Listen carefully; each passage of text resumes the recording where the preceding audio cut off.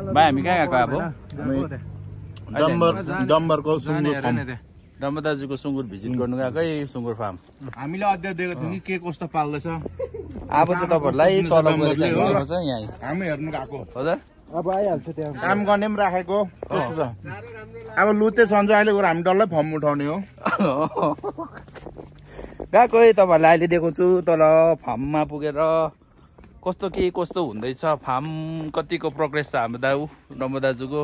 देखाउँछ तल पुगेर तपाईँहरूलाई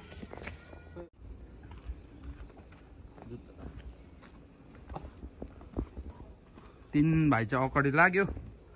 म चाहिँ पछाडि भिडियो बनाउँदैछु अब गएर दाजुको फार्मको यसो मुहाइना गरेर आइन्छ तपाईँहरूलाई अब तल जाँदैछु है दाजुको फार्मको एकदम तपाईँहरूलाई देखाउँछु त दाजुकोमा 1-1.5 सालमा चाहिँ धेरै दाजुले प्रोग्रेस गरिसकेको छ देखाउँछु तपाईँहरूलाई तल यी हामी क्यान्टिन नानाको पनि घरमा आइपुग्यो है होइन नाना यहाँबाट चाहिँ ओह्रालो जाँदैछु डम्बर दाजुको फार्म चाहिँ यहाँ क्यान्टिन लुगा धुने मान्छे राखेको हजुर मेरो लुगा धुने मान्छे ए हो नाना चाहिँ या ऊ उहाँलाई चाहिँ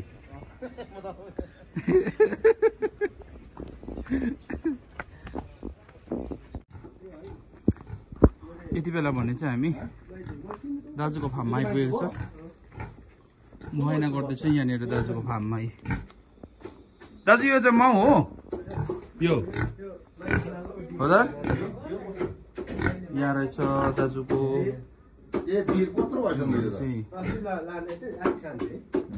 त्यो चाहिँ बियर दाजुको कुन चाहिँ ब्रिड हो दाजु यो यो व्हाइट ब्रिड रहेछ सक्यो है जमेसी यहाँ हाम्रो भाउजू रहेछ भाउजूले यहाँनिर सबै सुँगुरको यहाँनिर खाजा बनाउनु हुँदो रहेछ कटिङ हुँदैछ यहाँ यस्तो रहेछ यहाँ दाजुको यहाँनिर स्टक यसरी राख्नु भएको रहेछ दाजुले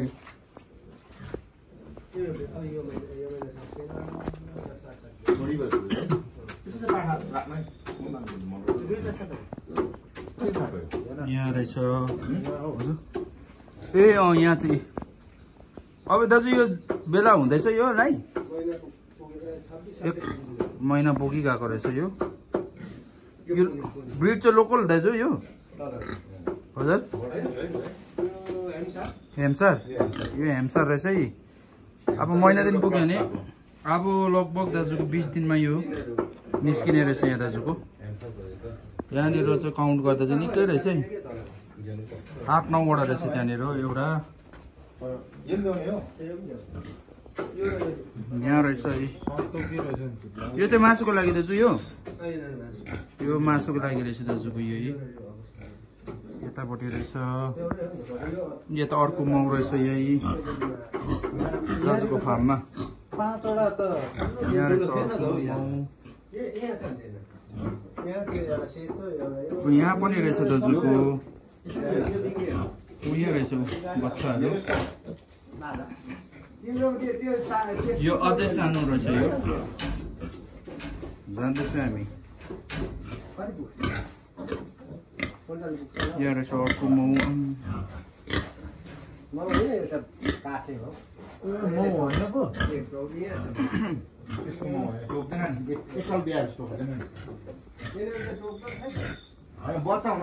ए दाजुको आम्मो यहाँ यसपालि चाहिँ एकदमै दाजुको झन्डै लटमै जाने रहेछ सँगसँगै जाने रहेछ होइन दाजु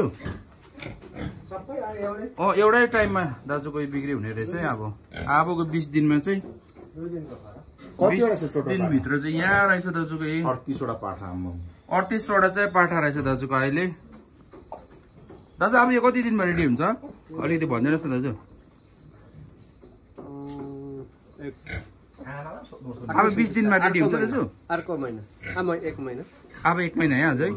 अब 1 महिनामा चाहिँ दाजुको रेडी हुने रहेछ यो सुँगुर बच्चा चाहियो भने चाहिँ दाजुकोमा 40 वटा जस्तो 40-50 वटा रहेछ अभाइलेबल रहेछ अनि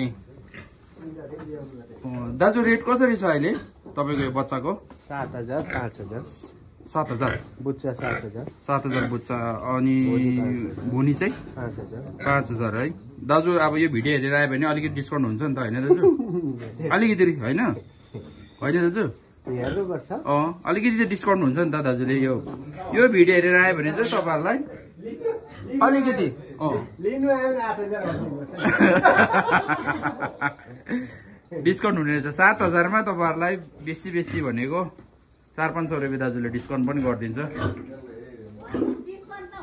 ए डिस्काउन्ट हुँदैन रहेछ मालिक नि आमाले भन्दैछ है 7,000 चाहिँ फिक्सै रहेछ तपाईँहरू आएपछि तर पनि अब 1-2 रुपियाँ दाजुले अब बेसी लग्यो भने हेरिदिन्छ दाजुले है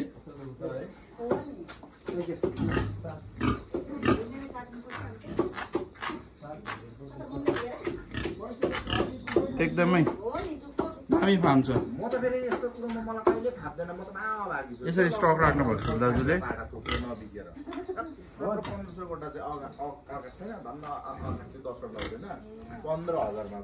तपाईँलाई कसैलाई पनि सुँगुर चाहिएको छ भने बच्चा चाहिएको छ भने पाल्नुको लागि हाम्रो डम्बा दाजुसँग कन्ट्याक्ट गर्न सक्नुहुन्छ यो एड्रेस चाहिँ कहाँ छ भन्दाखेरि चाहिँ याङगाङको भिडियो अफिस छ त्यसको सिधा यतापट्टि आयो भने पनि हुन्छ अर्को एड्रेस दिनु पर्यो भने याङगाङ पेट्रोल पम्प छ पेट्रोल पम्पदेखि सिधा मुनि झऱ्यो भने